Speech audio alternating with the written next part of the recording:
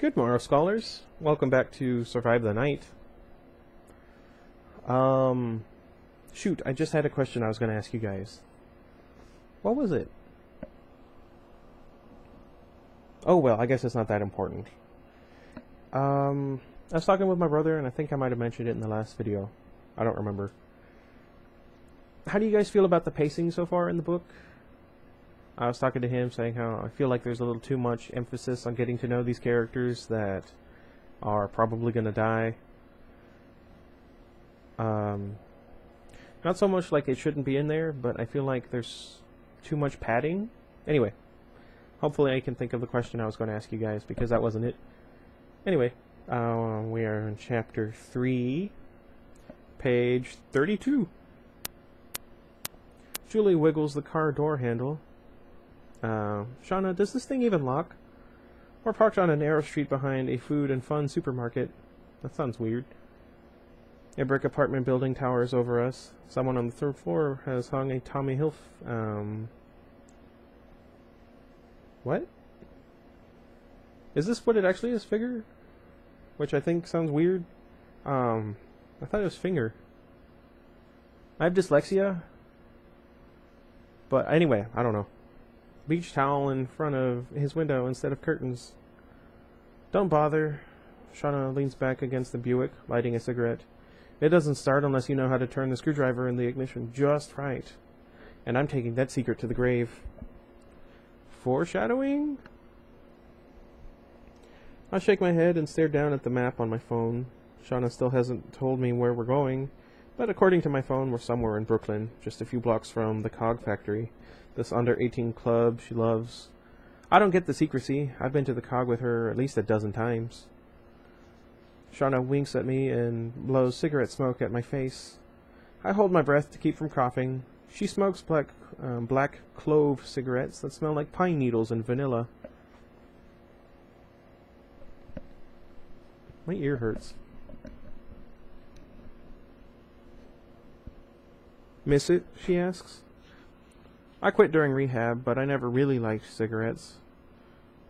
I always imagined smoke clinging to my lungs and turning them black. Shana loves smoking. She says it feels like breathing fire. I heave an exaggerated sigh and wave the smoke away. Don't tempt me, I say. She laughs and takes another puff. Her skin-tight leather pants cling to her hips, and her black bra is perfectly visible beneath her gauzy white tunic. Why do I say tunic? I glanced down at my own outfit. I thought my look was too boring to go with my new hair, so she let me borrow these long silvery necklaces. I layered dozens of them over my loose t-shirt, grateful at least that I wore cute jeans tonight. I smudged dark makeup around my eyes and ran this goopy cream through my hair, making it fall to the side of my head in tousled waves. She said it makes my buzzed hair look fierce. Shana takes the cigarette out of her mouth, and her lipstick leaves bright pink kiss marks behind. She raises an eyebrow, considering me. What's up with the turtle? She asks, touching the myrtle pendant still dangling from my neck. I wrap my hand around it. It's like a good luck charm, I say. I have a sudden vision of Shana ripping the pendant from my neck and tossing it down the gutter, so I tuck it beneath my t-shirt. Better? Shana shrugs. It makes your t-shirt bunch, she says, pushing herself off the side of the car. This way. I don't know. We walk past the park and turn down a narrow alley lined with squat brick buildings that look abandoned. A cat weaves around dumpsters and mews at us before skewering, but... Why am I saying the U sound so strangely today? Beneath a chain-link fence, the wind blows a grocery bag across the street. Brooklyn's kind of gross. Aya sidesteps an abandoned styrofoam container filled with leftover Chinese food. Hey, that's culture, Julie says. I see the Cog Factory sitting at the end of the street, and any doubt I had about where we're headed vanishes. A dirt-encrusted garage door makes up the front wall. During the day, the place looks abandoned, but the door's open now, revealing a club the size of a walk-in closet. Layers of band posters, neon flyers, and stickers paper the walls, along with a few dozen rusted gears that could probably give you tetanus if you were dumb enough to touch them. I feel music vibrating through the street as we walk closer, but it takes a second before I recognize the song. I freeze in the middle of the sidewalk, dread oozing through my body. "That's Sam's band," I say. Shana whirls around. "Surprise!" she says, throwing her hands over her head. "I also do this." "No," I shake my head. "This isn't happening. The last time I saw Sam was the day he dumped me. He had an eyelash stuck to his cheek, and all I could think about was how I wasn't allowed to brush the eyelash away. There are a lot of things you can't do when you aren't someone's girlfriend anymore. Brush away an eyelash, for instance, and you absolutely 100% cannot show up at his band's show unannounced. Crazy, desperate ex-girlfriends do that. Not me." "Shana, we have to go," I say. Let's take a step backward. "Now, before anyone can tell him we were here." A smile cuts across her face. "Don't be silly. You don't understand." I clutch my stomach, suddenly feeling like I've been punched in the gut. I never should have left Madison's. I'm being punished for being a terrible friend and disobeying my parents. We've only been broken up for like 3 months. This cannot happen. I yank my necklace out from under my shirt and rub my thumb over Myrtle's sterling silver shell. Shauna stares at the turtle. She makes her math problem face. Curses. "Sweetie," she speaks slowly, like she's talking to a toddler. She takes my hand and squeezes. "It's okay. You were invited." "Invited?" I shake my head, certain I heard her wrong. "By who?" "Who do you think?" Shauna says. "I told Sam you were coming home this weekend, and he mentioned that you should drop by tonight." "He said that?" The nerves in my stomach unclench. I study Shauna's face. "Really? Really, really?" She holds her hand over her heart, Pledge of Allegiance style. I swallow. My throat feels strangely dry. Mine too, but that's because I forgot to get some water.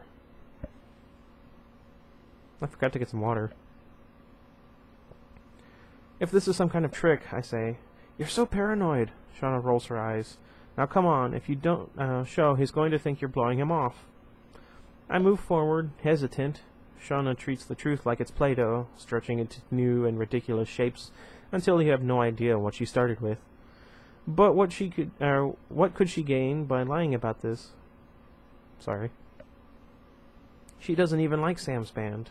Maybe he really did invite me. Maybe he wants to see me. "Wait, I need your arm," Aya mumbles, grabbing my elbow. She's balanced on spiky electric blue heels. Julie stares at them as she teeters past. "How do you stand in those?" she asks. "Practice," Aya says. Her blue leopard print dress rustles next to my leg.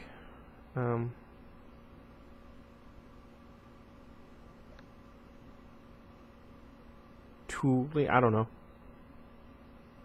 Makes the skirt stand straight out like a prom dress from the 50s. Aya describes the look as 80s diva meets extra from the set of Grease.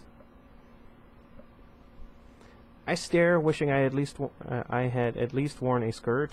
Or is it better that I didn't dress up? I tug at my t-shirt, ignoring the nerves prickling through my fingers. I look casual this way, like it's just another Friday night. What do I normally do on Friday nights? Read a book or watch a video? I'm very boring. Where was I? I'm still dissecting my outfit when we stop outside the club. Teenagers crowd inside and spill out into the sidewalk. Onto the sidewalk. I huddle behind them and rise to my tiptoes, squinting into the dark for Sam. Shauna stops next to me. "You weren't really planning on staying out here," she says, "like a commoner." "The place is packed," I say. Shauna rolls her eyes. "Did rehab scramble your brain? I've got moves." I wrinkle my nose. Did you really just say moves? Did I say that right? Shauna slips her hand into mine and squeezes. "Ready?" Anxiety flutters through my chest. "Ready for what?" "Ready." Take a deep breath. Shana drops her cigarette and stubs it out with a toe of her slouchy 80s-style boot. Then, taking a comically large breath, she tunnels through the crowd, tugging me along behind her. Julie calls for us to wait up, but Shana doesn't slow down. Elbows and hips jab into us, and a few people swear as we push farther into the club. "Excuse us," Shana says. We shoulder past a group of boys in baseball caps. "She has epilepsy," she shouts, giggling. "I don't," I call back, but we're already too far away for them to hear me. Shana squeezes my hand until the bones in my fingers pinch together. She doesn't stop moving until we've positioned ourselves directly in front of the stage. Ow. Sorry. "There," she says. A tall girl wearing harem pants mutters the B word under her breath and sneers at us. I barely even hear her. Sam, my Sam, stands a yard away, his shoulders arched over his bass guitar. Waves of nerves crash over me. A sweaty strand of her hair falls over his face, and oh my gosh. I forgot how freaking gorgeous he is. He's rolled his sleeves up so I can see his muscles tense as he plays, and his t-shirt sticks to the small of his back, revealing a narrow line of skin above the waistband of his jeans. My cheeks burn. Mine kind of do, but for different reasons, I would imagine. His fingers fly over the strings, his eyes narrowed in concentration. I've never loved anything the way Sam loves music. It used to make me jealous, actually. I'd try out all these weird hobbies like ceramics or poetry or drama. I'd figured I'd eventually find something that consumed me the way guitar consumed Sam. It took me a long time to realize that kind of passion doesn't happen for everyone. Sam had a gift. A tiny worry line appears on his forehead. My fingers itch to reach forward and smooth it out. I'm bar-bound. Shana whispers, shouts into my ear. I motion for her to get me a can of soda, and she nods. How would you motion for that? Where was I? And she nods and tunnels through the crowd again. Sam dances across the stage, head bobbing along with the heavy indie rock his band, Feelings Are Enough, is known for. I'm not really big on the music scene. I'm not even sure if that's something people say. He rocks his shoulder forward and taps his foot, and I suddenly realize I've been staring for 3 minutes straight, and I'm just standing there. Everyone else is dancing, but I'm rooted to the spot, like a zombie, which is funny, considering what I was just reading. I force myself to move in time with the beat, pumping my arms over my head and hopping in place. Sweaty people crowd around me, crooning along with lyrics I know by heart. The music melts my nerves. I sing with them, shaking my shoulders and wiggling my hips. I don't dance.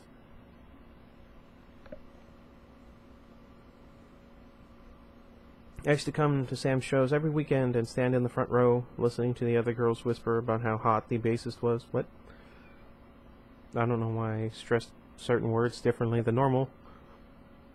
That's my boyfriend, I'd think. People say that teenagers never realize how lucky they are. But with Sam, I knew meeting him was like winning the lottery. My chest pinches. I close my eyes. I first saw Sam lying in the grass outside a house party, his feet propped against a riding lawnmower. Long brown hair curled around his ears and hung over his tan forehead. I'd never made the first move with a guy before, but with Sam I couldn't help it. My feet started toward him on their own, leaving me no choice in the matter. "Do you work here?" I asked. Sam pushed himself onto one elbow and considered me through the squinted eyes. He seemed to be studying my face, almost like he expected there to be a quiz later. "I'm the safe ride home guy," he said. I thought only youth groups and sororities did that. I kicked the mower's tires. "You're giving people rides on this?" Sam leaped to his feet, and he was like he was spring-loaded. There we go. "This is a 1972 John Deere 112 with a Kohler engine and an electric deck lift." I don't know if I said any of that correctly. He said, touching the mower lovingly, "I call her Matilda." That reminds me of a movie. I watched his fingers caress the steering wheel. Heat crept into my cheeks. Of course, I said, clearing my throat. I drive a golf cart named Kevin. Sam raised an eyebrow. Seriously? No. Sam laughed. Well, yeah, I can't afford a real car yet. He scratched the back of his head. His eyes crinkled at the corners when he smiled. Besides, I think I can convince drunk people it's a roller coaster ride.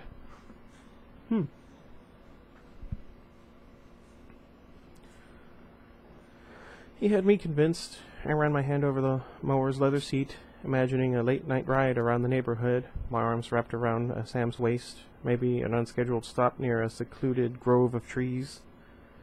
Does Matilda handle well? I asked. Sam leaned in closer, his arms brushed against my shoulders. Iggy, what are you doing? Remind me to feed him when I'm done. Like a dream, he said. My throat suddenly felt thick. Lucky lawnmower. My cord cuts through the heavy rock, pulling me back to the present. My eyes fly open, and I realize that Sam's only a few feet away, watching me. Every nerve in my body buzzes.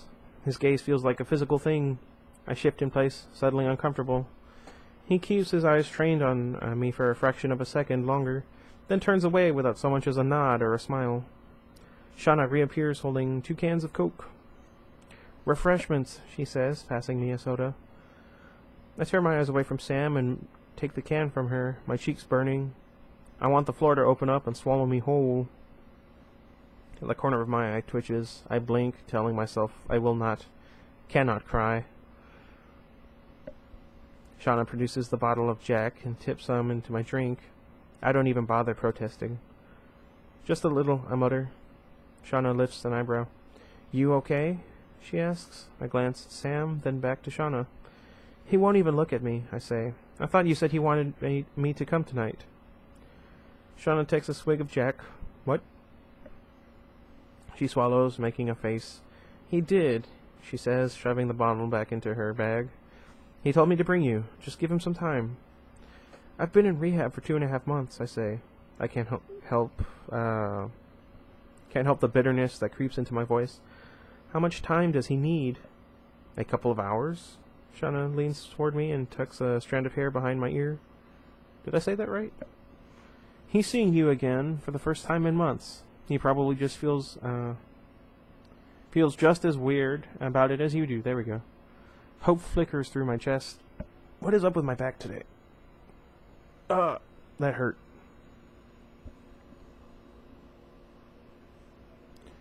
Hope flickers through my chest. You think? Casey Myrtle, you are hot and amazing, and every guy in this room probably is already in love with you. Shana hiccups and raises a hand to her mouth, giggling. If stupid Sam can't see that, you're too good for him. I roll my lower lip between my teeth. Or he's too good for me, I think. Before I can say another word, Aya and Julie push through the crowd to join us. And she didn't even get a soda, Julie says, scowling at Shana. She already looks disheveled. Sweat smudges the eyeliner Aya drew on her in the car, and curls stick out in funny angles. Something drips from her black tank top. Did you swim here? Shana asks, giggling. Julie groans and tries to flatten her hair. Some jerk spilled his drink on me, she says. I offered her my Tide pen, Aya says, smoothing her black hair, or her hair back behind her ears. There we go. I don't know what's wrong with me today. I notice that she, somehow, still looks perfect. My shirt is wet, not stained. Julie pinches the fabric away from her chest. Disgusting, she mutters. Here, take this, I say, handing my Coke to Julie. I'll get 2 more. I turn around and wind through the crowd. I need a moment alone, anyway. I know Shana was trying to be nice, but she couldn't possibly understand how I feel. She goes through guys like they're nothing, but Sam isn't nothing. Sam is special. Someone grabs my shoulders and whips me around. A huge man looms over me. His fingers dig into my arms, pinning me in place. Thick white makeup covers his face. He's drawn black diamonds over his eyes and lined his lips with blood-red lipstick. Excuse me?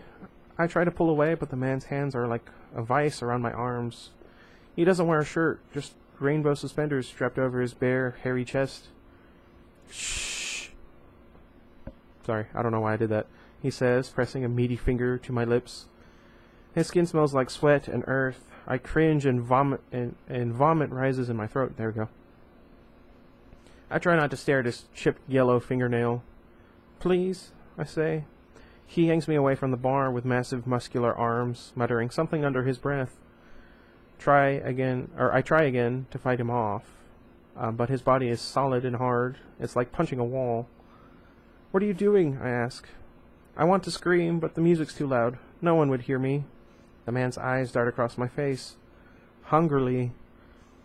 Makeup runs down his cheeks and streams. Bushy red hair surrounds his face. I beat at his shoulder with my fist. Let me go! Where are you going to go, little girl? He asks, grinning to display a row of rotten teeth. Ugh. He leans close to my face, and his smell makes my eyes water. It's sweat and beer and flesh baking in the sun. Please, I say again, my voice cracking. The man cackles. He thrusts his long purple-stained tongue out from between his lips and runs it up my cheek.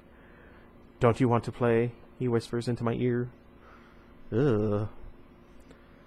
That sounds gross. Let's see, how long is the next chapter?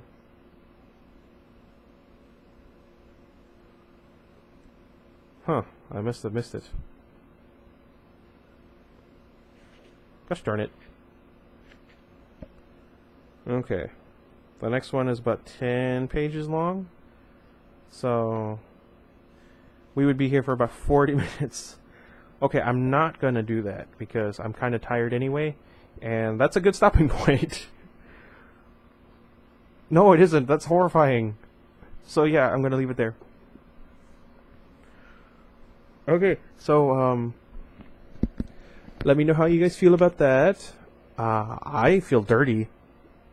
I'm going to get Iggy some food. I'm going to get the turtle some food, and he needs some more water. And the turtles, I think I'm going to get them some new water too. Anyway, let me know what you guys think is in store for the story. Honestly, I didn't get far enough into the story to know what exactly is the horror aspect of it. So I'm just as lost as you guys. But we're getting really close. I think I stopped at about chapter 7. Anywho, if you have any ideas or suggestions for other books for me to read, or ooh, you know what I should do? I've come up with, or I say I've come up with, my mom and I, when we went walking the other day, because we play Pokemon Go, and I'm a good son, she was telling me about all these old Mexican myths and legends that she grew up with as a child. And I think they're really interesting, and a lot of the stuff that Miga and I are working on with our series are relatively similar to these legends as a whole. So I think I'm going to be doing a lot of research into these. If you would like to know, or like if you would like to see a video of me going over them, kind of like I did with the Zombie Survival Week videos, and then I did one for like vampires, werewolves, and ghosts. I think it'd be a lot of fun. And anyway, let me know what you think is in store for the characters. If you think it's just going to be normal human beings killing each other, if you think it's going to be something supernatural. I personally think it's just going to be a random serial killer, or a spree killer, or maybe just a mass murderer, taking advantage of the secludedness of wherever they are. But who knows? It could be something supernatural. I almost kind of want it to be. Anyway, let me know what you guys think. As always, I want to know your guys' opinion. I want this to be as much of a two-way street as possible. I know there are a lot of people whose comments I've missed, mostly because I get the alert when I'm busy with something and then I forget to check later. Anyway, I think I already said it. Until next time, goodbye everybody, in case I didn't, but I feel like I did